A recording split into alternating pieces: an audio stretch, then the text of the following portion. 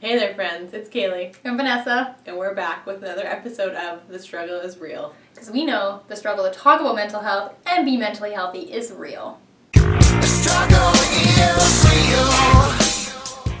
The holidays are really stressful. Don't let anybody tell you different. You spend too much money, you eat too much, you drink too much, and who knows what's going to come out around the dinner table. Maybe your single status, maybe religion, maybe politics, or maybe Aunt Susan's going to give you some advice about your millennial blues you've been having for so long. The holidays can be a real wild ride, and not one of those fun ones like at Disneyland. You're probably going to have to see your family. And for better or for worse, our family pushes our buttons, and it can be very, very, very stressful. Exactly. And as we've said probably about like a million times by now, Maybe. stress can really, really affect our mental health. And do you know what we need? We need a plan. A holiday plan. A holiday mental health plan. At HMHP! As you guys know, we love plans, and anything we love more than plans is acronyms. And it's like Haley's been practicing all week to say this acronym. It's weird. It's so weird. I have.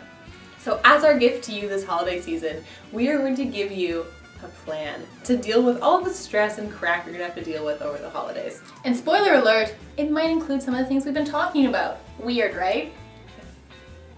The first thing we want to put in our plan is sleeping, eating, and exercise. You might not think these are very important, but they actually turn out to be incredibly important for our mental health. Exactly. If you think of your body as like a car or some kind of vehicle, the fuel you're putting into it and how you maintain that car is going to have a big impact on how well it works for you. The holidays is this time of year where we basically just abandon all semblance of getting a good sleep, eating anything that remotely looks green, or, getting out of bed and moving farther than the couch. And what's important is that we're not saying that you can't do those things. That's okay. But just make sure to check in with what your normal is. If you normally wake up every morning and go for a run, and you normally eat salad every day for lunch, and you normally are just a really healthy person overall, that's your normal. So make sure that you're not deviating too far from your normal during the holiday season. If you do, you're probably going to feel like crap. So just try to get back to whatever your normal is over the holiday. Just remember, your routine is your routine for a reason. It makes you feel good. The second thing we want you to keep in mind as part of your HMHP is the lens through which you're seeing the world, or that confirmation bias, if you want to be fancy, that term we used a little while ago.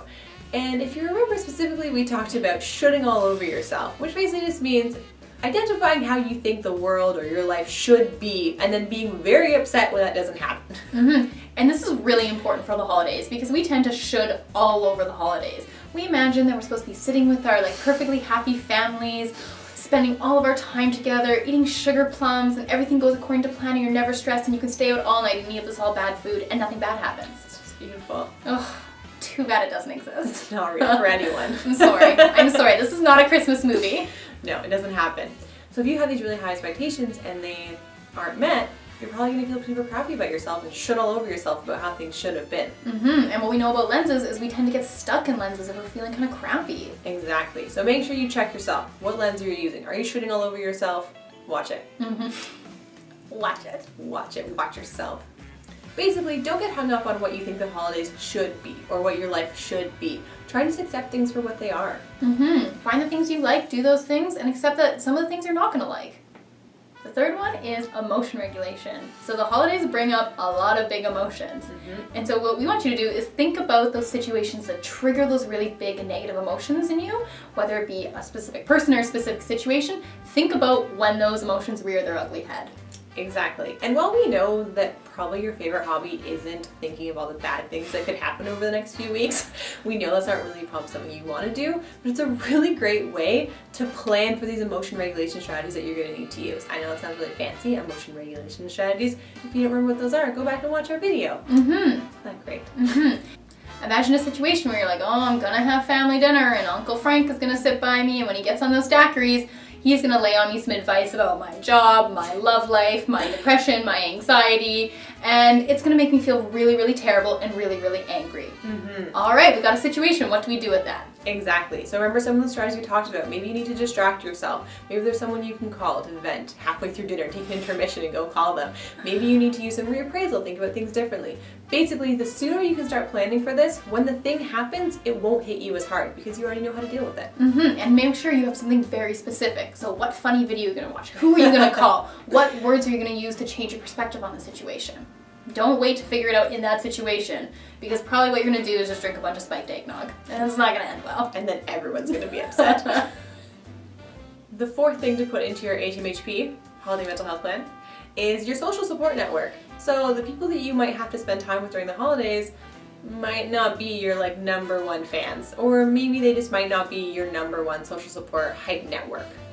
Sometimes the people that we're surrounded by during the holidays might not be the people that we rely on our support for, our mental health support. And that's okay, but that means that we might need to kind of beef up our support network during this time.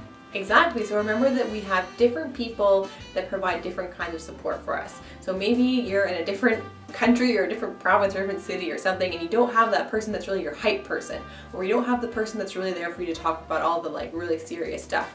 Remember that different people play different roles, so you might need to kind of supplement that person in. So maybe have them on speed dial, make a phone date to talk to them, make sure that you're still making sure that need is met. Know the people that are going to be able to support you during this time, and make sure you have that plan in place. And something we talked about recently was seeking professional mental health support. So sometimes it's really helpful to just plan an extra session where you can really do some like preemptive venting. Talk in advance about how crappy things are going to be. Make a plan for what you're going to do when you're away. You can develop some new skills to bring home with you. During the holidays, you might have to be a support for somebody else. And it's really important to remember to know your boundaries. You might not be able to be the right kind of support for someone if you're going through things. Exactly, and we know that sounds like a scary thing to have to communicate to people, but we got you. We have some like key expressions that you can use to communicate this to people without, hurting their feelings. So the key things that you want to make sure you're communicating is that you're validating their feelings. So you care about them, they're important to you, you love them, whatever the appropriate expression in this moment is, you care about them. Their feelings are important to you. And the second thing is that you want them to have the best support that they possibly could have, but you're just not the right person in this specific moment. So as long as you're capturing those two things, you're doing a really great job. An example could be something like validating their feelings. Wow, I'm so sorry that things are really difficult for you. I care about you so much. I love you so much. I want to really help you. I'm going through some stuff right now. I can't be the right support for you, but can we get you help some other way? And maybe if it's not something that's quite as serious, you could just say something like, oh man, like I'm sorry you're having to deal with this right now. I really care about you, and so I'm really sorry to hear that you're having a hard time.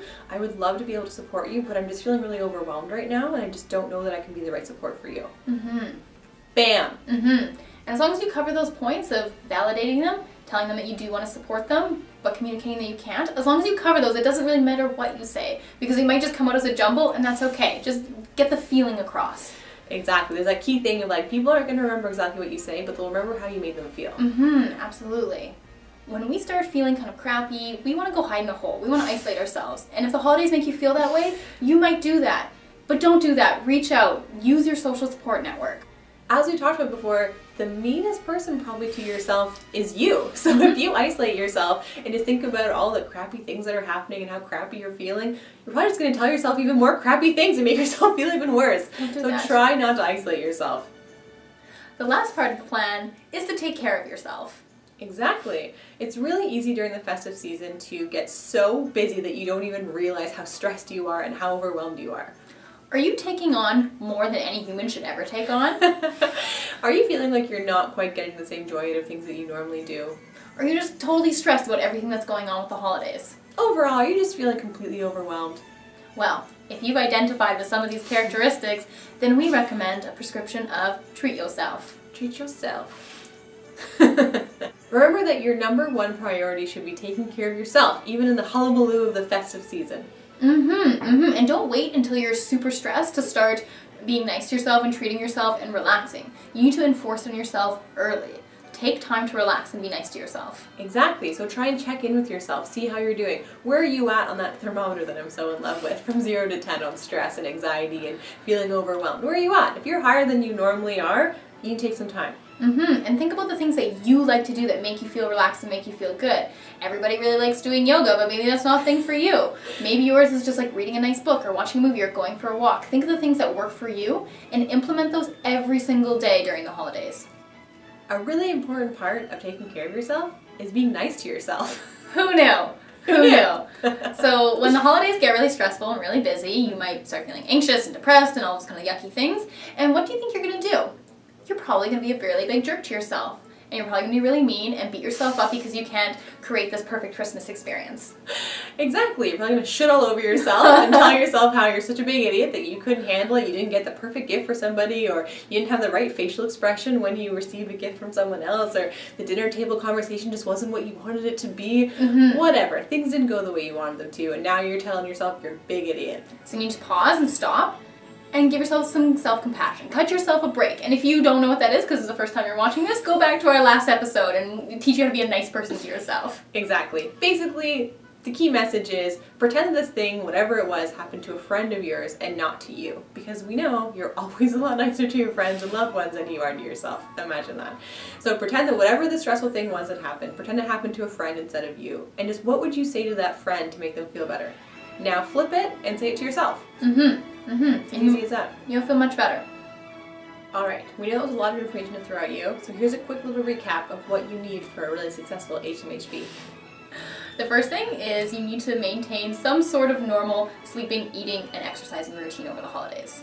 Exactly. The second thing is be aware of your cognitive lenses. Are you seeing the world through a really crappy lens just telling you that everything's horrible? Are you shitting all over yourself? Check yourself. The third one is emotion regulation. Figure out what situations are going to make those emotions just run wild, and think of a plan using all those fancy pants emotion regulation strategies we taught you. The next one is social support. You might not be around the people that you normally are during the holiday season, and so you might not be getting the kind of social support that you need. So figure out, how can you stay in touch with those people? How can you connect with them? Do you need to make a phone date? Make sure you're getting the support you need during the holiday season. The last one is taking care of yourself. So putting things in your schedule that recharge you and make you feel good, whether it be, reading a book or doing yoga or whatever, you do you. And then be nice to yourself. When things make you feel kind of crappy, cut yourself a break. Don't be a jerk. So as usual, we have a challenge for you. Challenge.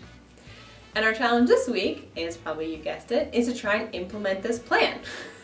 So the way we want you to do that is to check in with yourself right now. Like right this second. Not a week from now, not even tomorrow, literally today. At some point today, check in with yourself and figure out how you're feeling. So from 0 to 10 on that thermometer that I'm so obsessed with, rank yourself with how you're doing. How are you dealing with your stress? How happy are you? How upset are you? All those different things. And that's going to be your benchmark. That's kind of your normal for right now. And what we want you to do is just kind of keep track of that every day throughout the holidays and make sure you're not getting too far from that. If things are getting better, that's awesome. But if things are getting worse, you know you need to implement this plan. And me and Kaylee feel very passionately about you checking in with yourself every single day. And so what we're going to do is we're going to call you and harass you to make sure you're doing this. Exactly. We're like mental health Santa. We'll know. We know. We're watching. All right. Well, thanks for sticking with us with another episode of The Struggle is Real. We know the struggle to talk about mental health and be mentally healthy is real. But hopefully after today, it's a little bit easier.